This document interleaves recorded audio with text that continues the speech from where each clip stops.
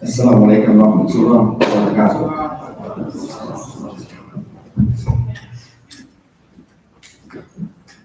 Allahu Akbar, Allahu Akbar, Allahu Akbar, Allahu Akbar. Asyhadu an la ilaha illallah. Asyhadu an la ilaha illallah. Asyhadu anna Muhammadar Rasulullah. Asyhadu anna Muhammadar Rasulullah. Hayya 'alas salah, hayya 'alas salah. Hayya 'alal falah, hayya 'alal falah. Allahu Akbar, Allahu أكبر لا إله إلا الله.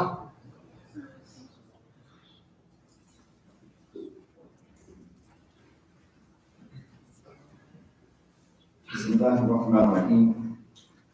الحمد لله نحمده ونستعينه ونستغفره ونؤمن به ونتوكل عليه ونعوذ بالله من شرور انفسنا ومن سيئات اعمالنا واشهد ان لا اله الا الله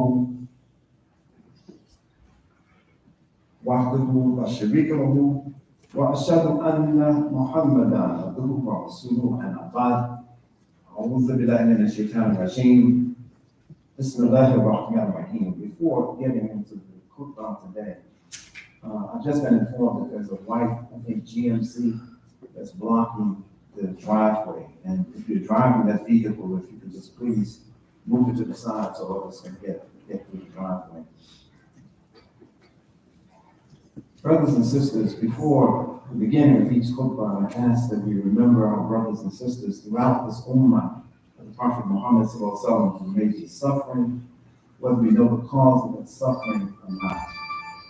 And this is a continuous process that each week we're learning of the atrocities and we're learning of the sufferings of our brothers and sisters throughout this Ummah, even here within the United States.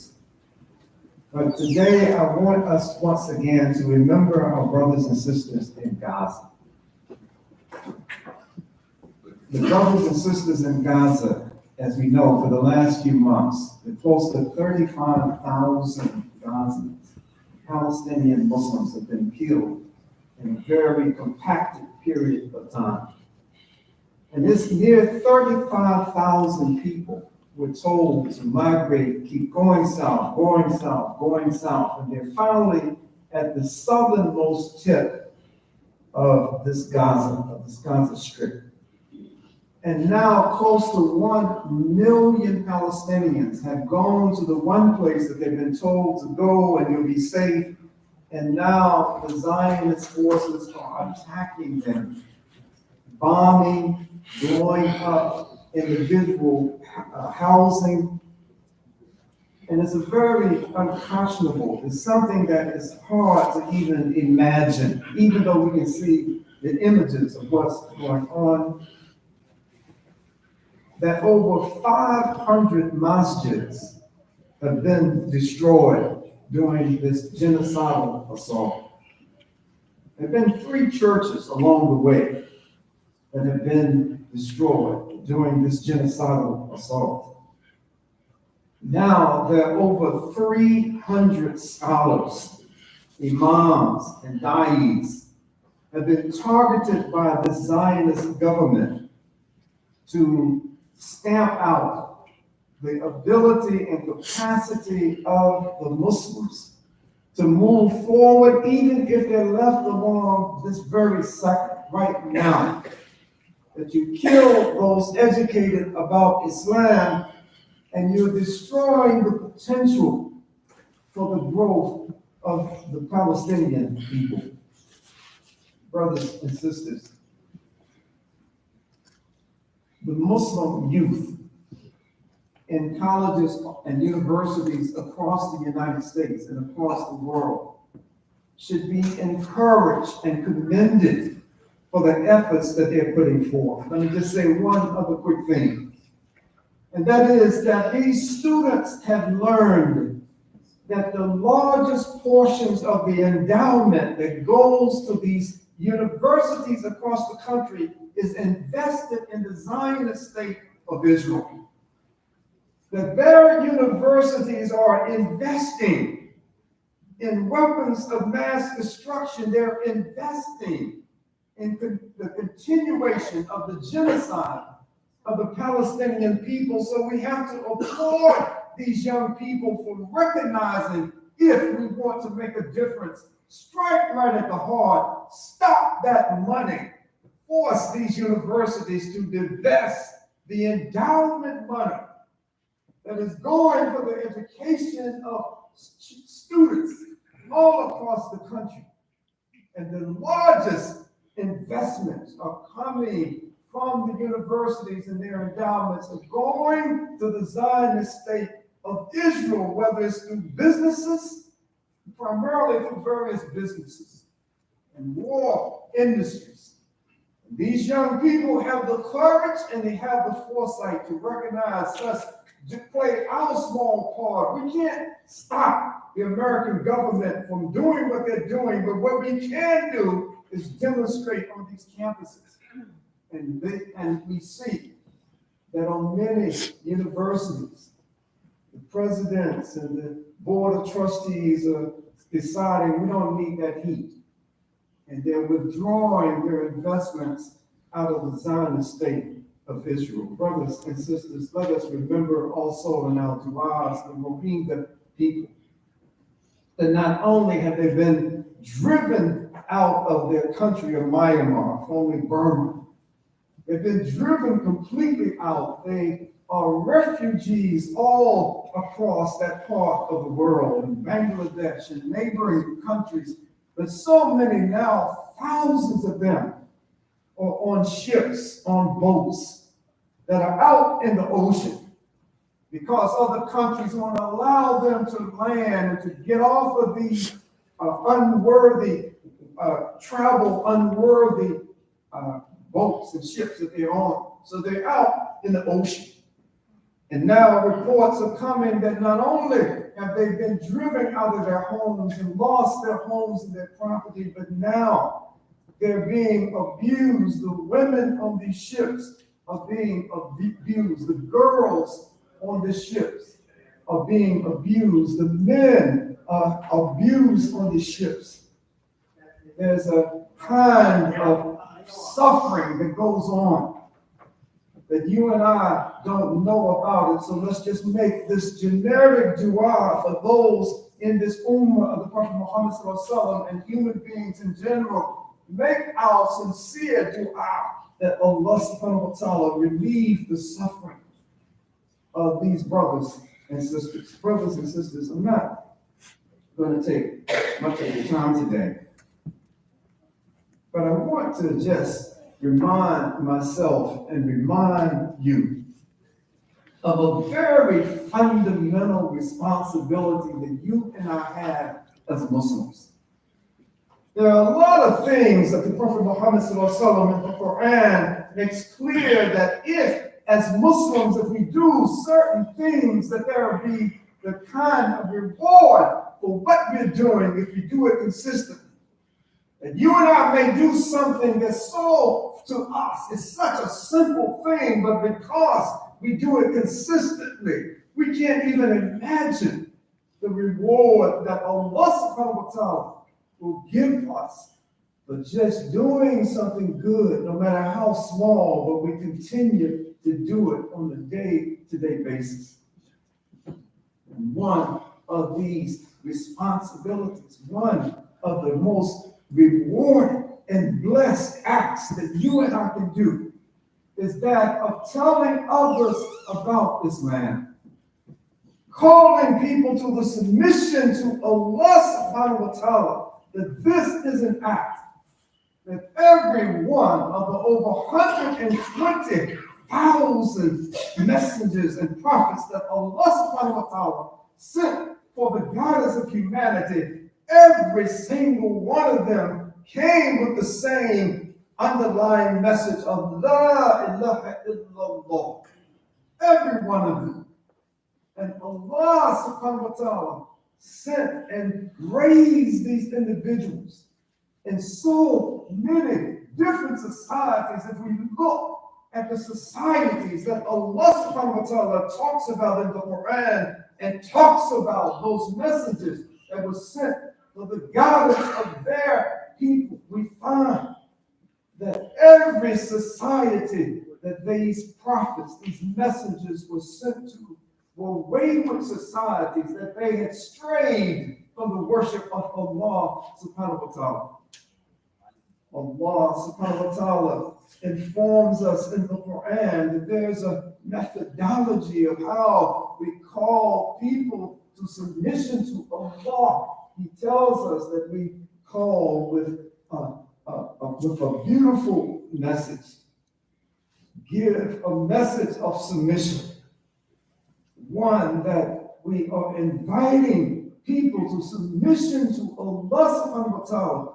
And we're doing it in the best way that we as individuals can construct our words and give this message of submission to those that we are in contact with, that those that we are working around, that we're those that we're interacting with in our neighborhoods.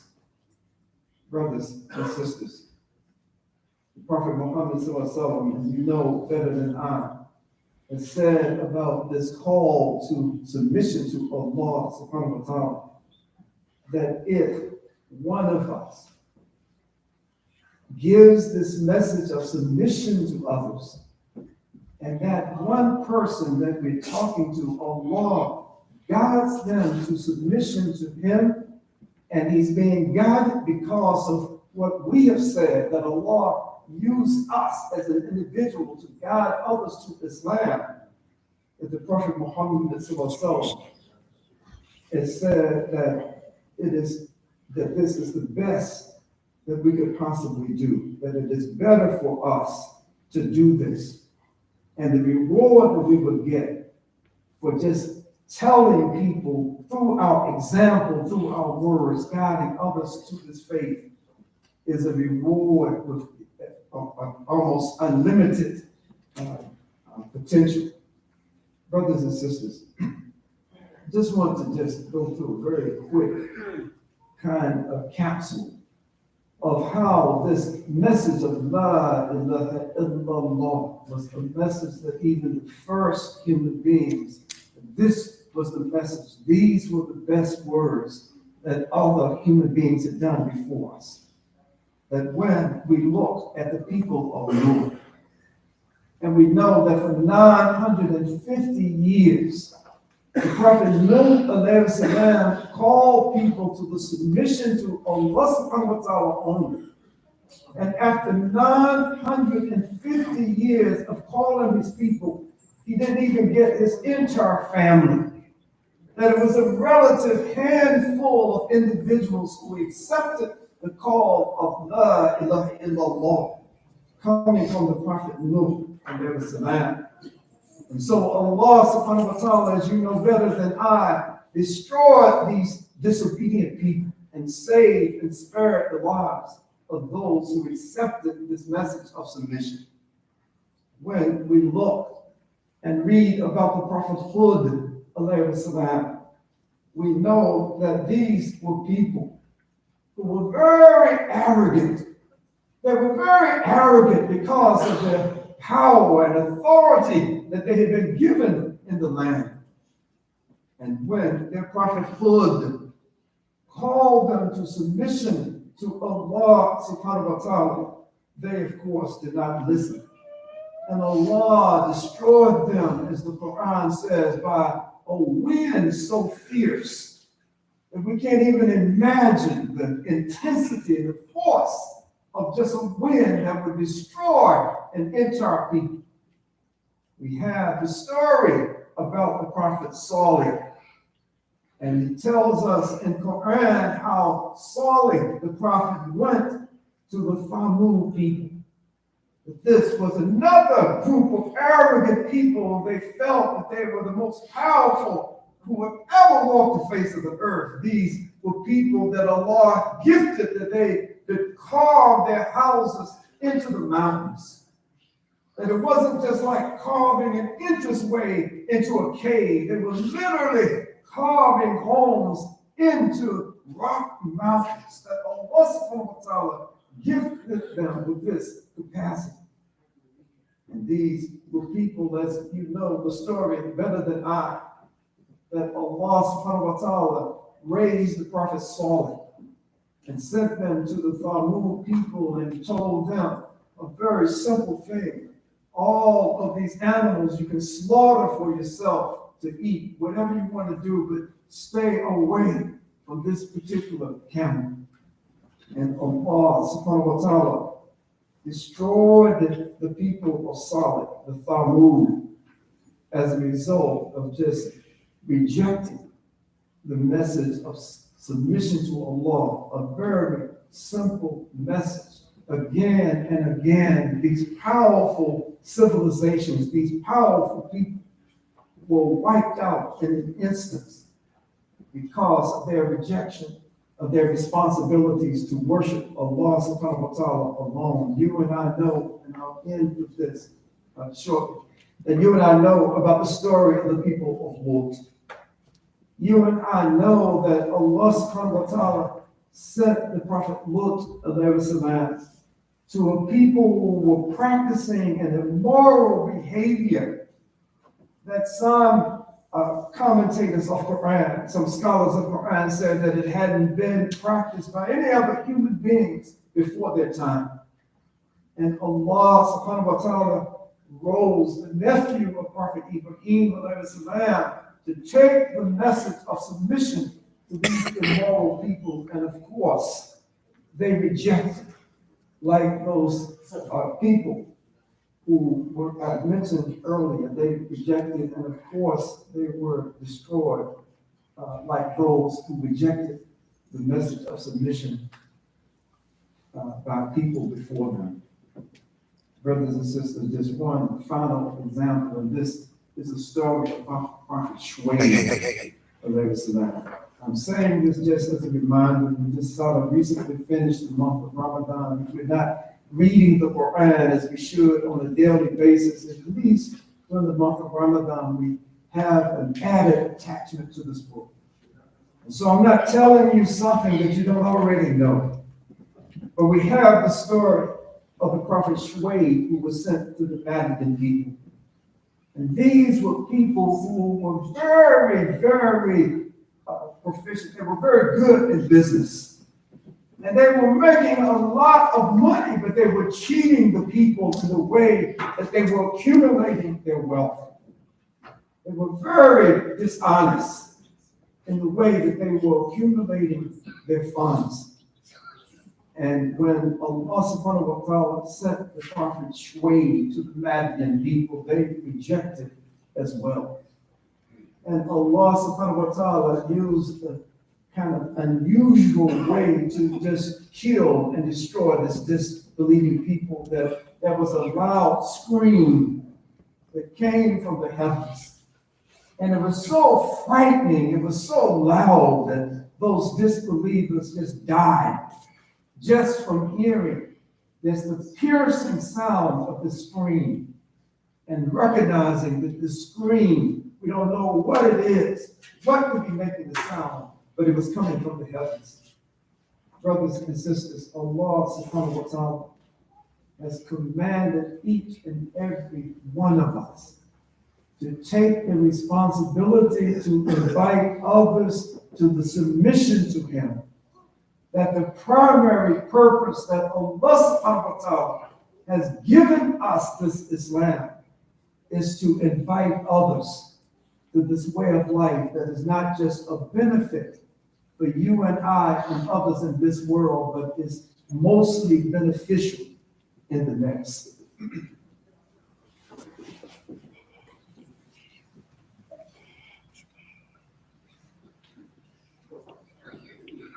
ربنا آتنا في الدنيا حسنة وفي الآخرة حسنة وقنا عذاب النار. Brothers and sisters, when we look through the Quran, when we look through the Hadith literature, and we see descriptions about societies and people that Allah subhanahu wa ta'ala destroyed because of their rejection of the message, simple message of La ilaha illallah, we have, if we are thoughtful enough, we have to read this material, read what Allah subhanahu wa ta'ala is saying, and then reflect on the society in which you and I are living in today.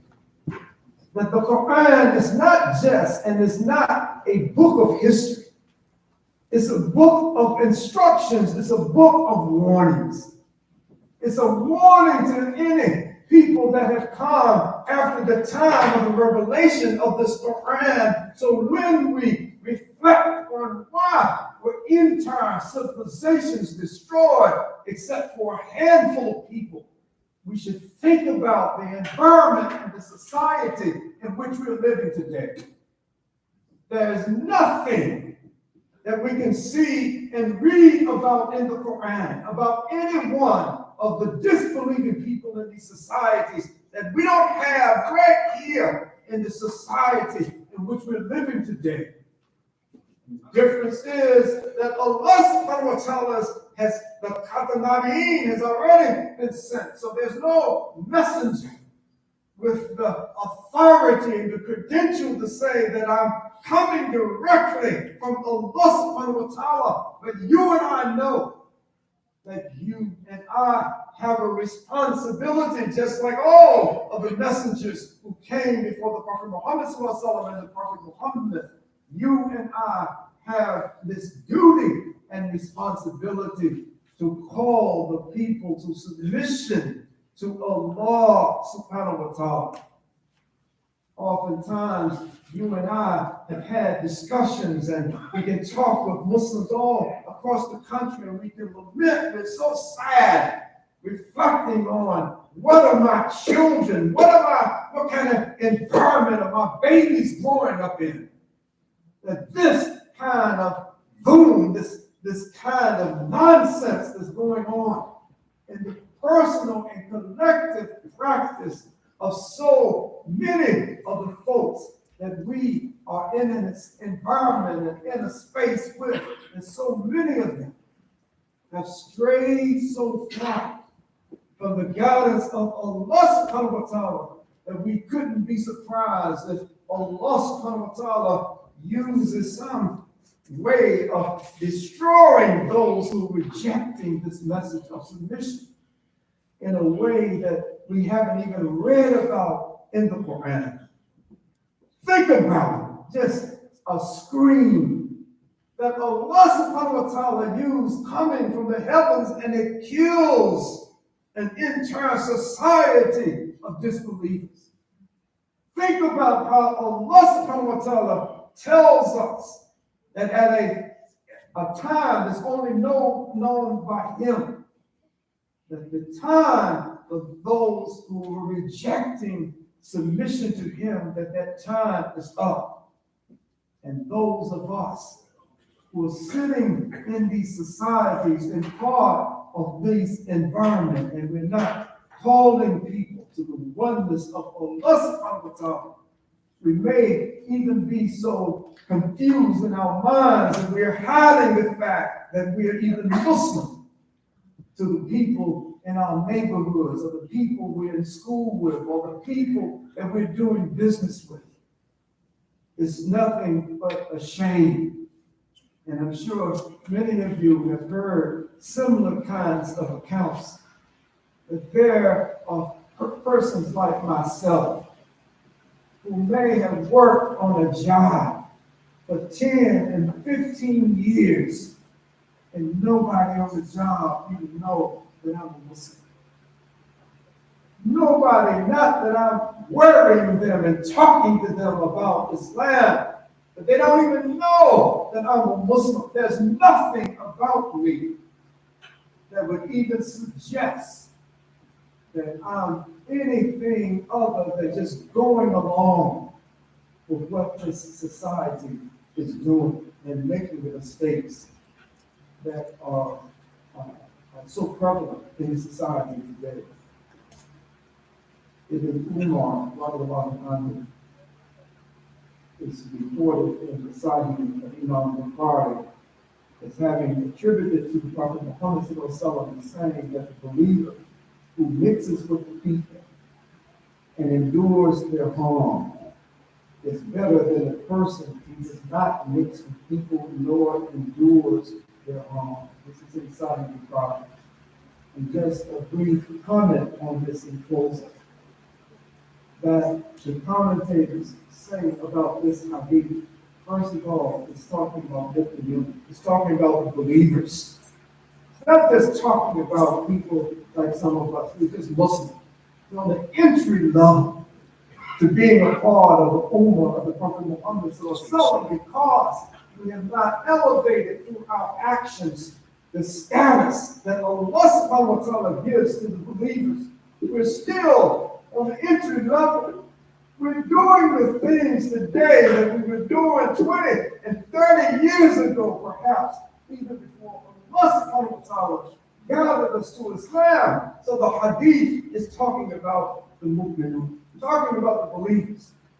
Those men and women that the Prophet Muhammad has said that ain't no mu'minun going to the hellfire. No true believer is going to Jahannam. But there will be Muslims, those who've taken Shahada, those who've pledged allegiance to the guidance coming from Allah subhanahu wa ta'ala through the Quran and the example of the Prophet Muhammad sallallahu alaihi wasallam. And some of us will be so negligent that the status that we have on Qiyamah is the same and similar status, if only for a period of time known only to Allah, that we will have a similar status as those who never heard or accepted the message of God that God had been born. Brothers and sisters, let us pray that Allah subhanahu wa ta'ala gives us an understanding of His being that prioritizes talking to others about Islam. Amen. Let us pray that Allah subhanahu wa ta'ala gives us an understanding of this deen that is of benefit for us in this world and in the next. Amen. And let us pray that Allah subhanahu wa ta'ala will not make this ummah of the Prophet Muhammad and how to protest for the disbelieving people. Amen. Brothers and sisters, just have a few quick announcements. The first one is that